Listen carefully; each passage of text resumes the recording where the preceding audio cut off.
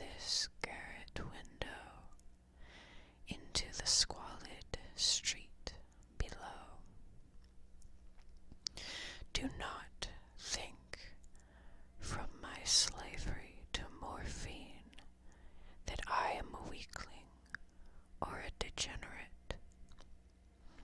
When you have read these hastily scrawled pages, you may guess, though never fully realize, why it is that I must have forgetfulness or death. It was in one of the most open and least frequented parts of the broad Pacific that the packet of which I was supercargo fell a victim to the German sea raider. The Great War was then at its very beginning, and the ocean forces of the Hun had not completely sunk to their later degradation, so that our vessel was made a legitimate prize, whilst we of her crew were treated with all the fairness and consideration due us as naval prisoners. So liberal, indeed, was the discipline of our captors, that 5 days after we were taken, I managed to escape alone in a small boat with water and provisions for a good length of time. When I finally found myself adrift and free, I had but little idea of my surroundings. Never a competent navigator, I could only guess vaguely by the sun and stars that I was somewhat south of the equator. Of the longitude I knew nothing, and no island or coastline was in sight. The weather kept fair, and for uncounted days I drifted aimlessly beneath the scorching sun, waiting either for some passing ship or to be cast on the shores of some habitable land. But neither ship nor land appeared, and I began to despair in my solitude upon the heaving vastness of the unbroken blue. The change happened whilst I slept. Its details I shall never know, for my slumber, though troubled and dream-invested, was continuous. When at last I awakened, it was to discover myself half sucked into a slimy expanse of hellish black mire, which extended about me in monotonous undulations as far as I could see, and in which my boat lay grounded some distance away, though one might well imagine that my first sensation would be of wonder at so prodigious and unexpected a transformation of scenery. I was in reality more horrified than astonished, for there was in the air and in the rotting soil a sinister quality which chilled me to the very core. The region was putrid with the carcasses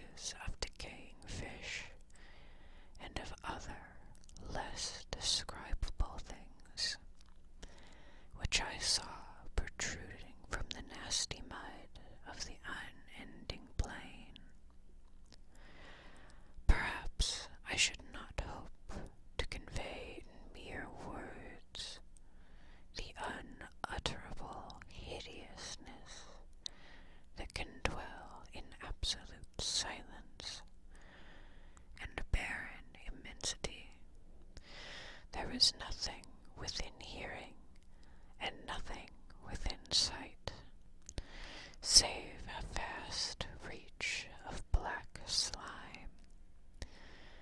Yet the very completeness of the stillness and the homogeneity of the landscape oppressed me with a nauseating fear. The sun was blazing down from a sky which seemed to me almost black in its cloudless cruelty, as though reflecting the inky marsh beneath my feet. As I crawled into the stranded boat, I realized that only one theory could explain my position.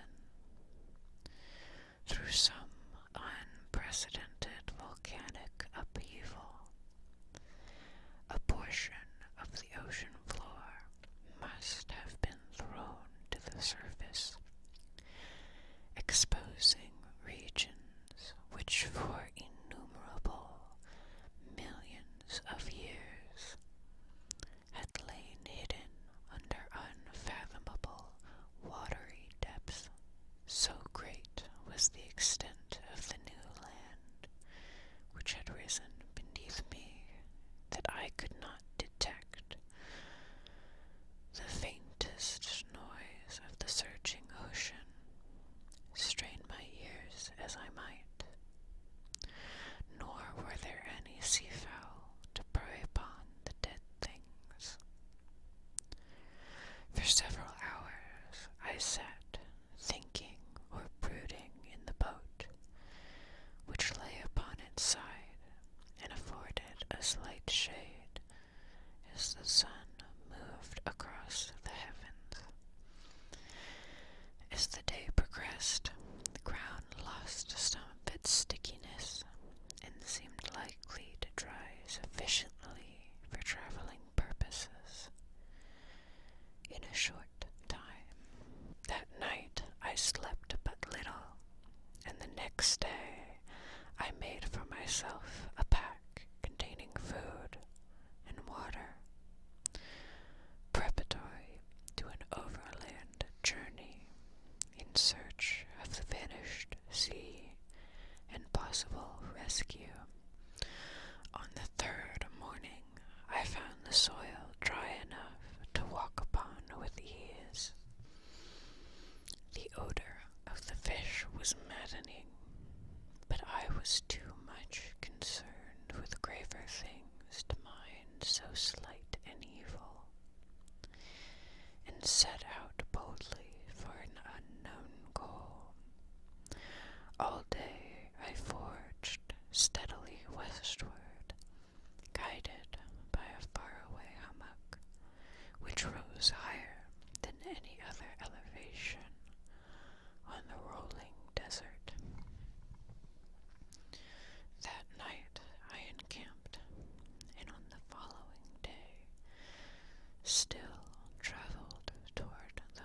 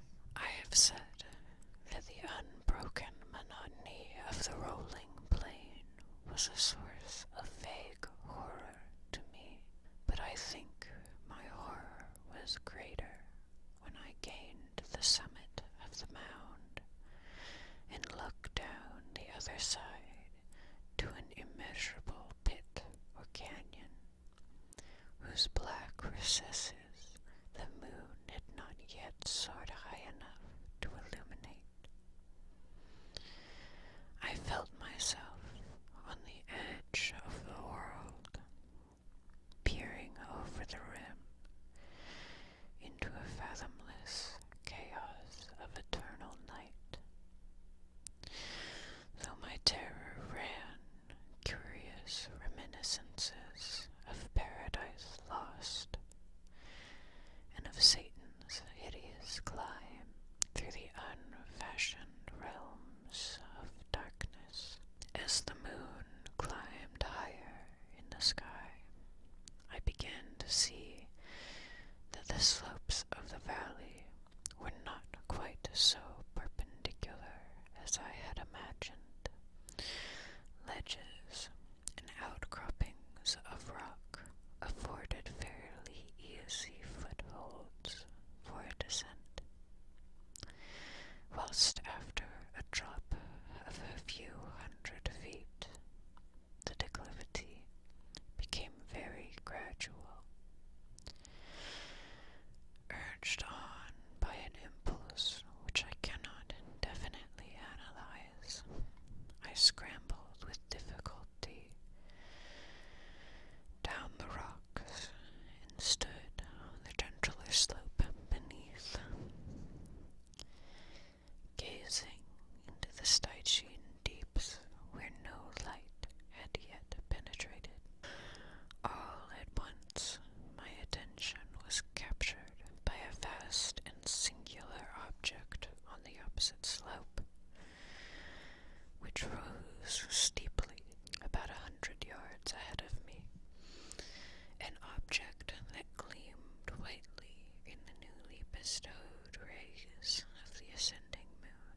That it was merely a gigantic piece of stone, I soon assured myself, but I was conscious of a distinct impression that its contour and position were not altogether the work of nature. A closer scrutiny filled me with sensations I cannot express, for despite its enormous magnitude and its position in an abyss which had yawned at the bottom of the sea since the world was young, I perceived beyond a doubt that the strange object was a well-shaped monolith, whose massive bulk had known the workmanship and perhaps the worship of living and thinking creatures. Dazed and frightened, yet not without a certain thrill of the scientist or archaeologist's delight, I examined my surroundings more closely. The moon, now near the zenith, shone weirdly and vividly above the towering steeps that hemmed in the chasm, and revealed the fact that a far-flung body of water flowed at the bottom, winding out of sight in both directions, and almost lapping my feet as I stood on the slope. Across the chasm, the wavelets washed the base of the cyclopean monolith, on whose surface I could now trace both inscription and crude sculptures. The writing was in a system of hieroglyphs unknown to me, and unlike anything I had ever seen in books, consisting, for the most part, of conventionalized aquatic symbols, such as fishes, eels, octopi, crustaceans, mollusks, mollusks, whales, and the like. Several characters obviously represented marine things, which are unknown to the modern world, but whose decomposing forms I had observed on the ocean-risen plains. It was the pictorial carving, however, that did most to hold me spellbound. Plainly visible across the intervening water on account of their enormous size were an array of bas-reliefs whose subjects would have excited the envy of a Dore. I think that these things were supposed to depict men, at least a certain sort of men, though the creatures were shewn disporting like fishes in the waters of some marine grotto, or paying homage at some monolithic shrine, which appeared to be under the waves as well. Of their faces and forms I dare not speak in detail, for the mere remembrance makes me grow faint, grotesque beyond the imagination of a Poe or a Bulwer. They were damnably human in general outline, despite webbed hands and feet, shockingly wide and flappy lips, glassy, bulging eyes, and other features less pleasant to recall. Curiously enough, they seem to have been chiseled badly out of proportion with their scenic background, for one of the creatures was shewn in the act of killing a whale, represented as but little larger than himself. I remarked, as I say, their grotesqueness and strange size, but in a moment decided that they were merely the imaginary gods of some primitive fishing or seafaring tribe, some tribe whose last descendants had perished eras before the first ancestors of the Piltdown or Neanderthal man was born. Awestruck at this unexpected glimpse into a past beyond the conception of the most daring anthropologist, I stood musing whilst the moon cast queer reflections on the silent channel before me. Then suddenly I saw it, with only a slight churning to mark its rise to the surface. The thing slid into view above the dark waters, vast, polyphemus-like, and loathsome. It darted like a stupendous monster of nightmares to the monolith, about which it flung its gigantic scaly arms, while it bowed its hideous head, and gave vent to certain measured sounds. I think I went mad then, of my frantic ascent of the slope and cliff, and of my delirious journey back to the stranded boat. I remember little. I believe I sang a great deal, and laughed oddly when I was unable to sing. I have indistinct recollections of a great storm some time after I reached my boat. At any rate, I knew I heard pearls of thunder and other tones which nature utters only in her wildest moods. When I came out of the shadows, I was in a San Francisco hospital, brought thither by the captain of an American ship, which had picked up my boat in mid-ocean. In my delirium, I had said much, but found that my words had been given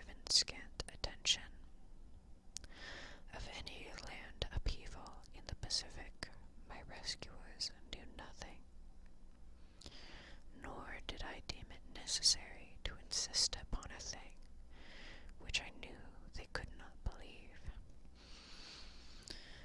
Once I sought out a celebrated ethnologist and amused him with peculiar questions regarding the ancient Philistine legend of Dagon, the fish god.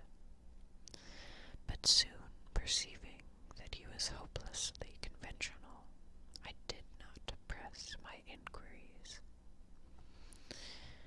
It is at night, especially when the moon is gibbous and waning, that I see the thing.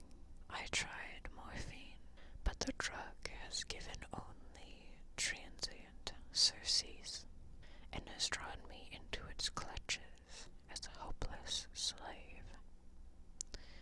So now I am to end it all, having written a full account for the information or the contemptuous amusement of my fellow men. Often I ask myself if it could not all have been a pure phantasm, a mere freak of fever, as I lay sun-stricken and raving in the open boat after my escape from the German man-of-war.